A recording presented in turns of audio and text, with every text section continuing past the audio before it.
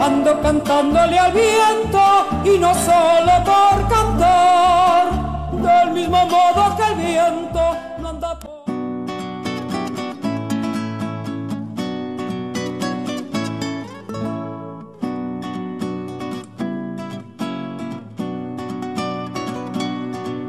Cualedro, Cualedro, pueblo de la disgracia, Vindialá, Vindialá, es lo que pasa.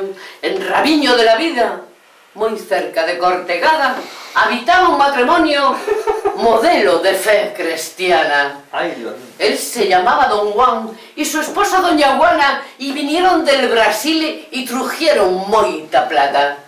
A las 12 de la noite, cuando el galo xa non canta, por la puerta del jardín, los malhechores, ¡Peñeta!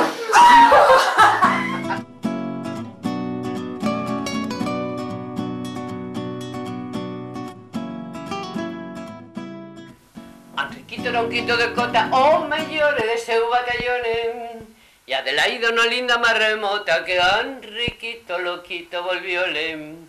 Dos reales costaba la entrada daquel cine tan mal alumbrado, se juntaron allí sus miradas y Enriquito quedó enamorado.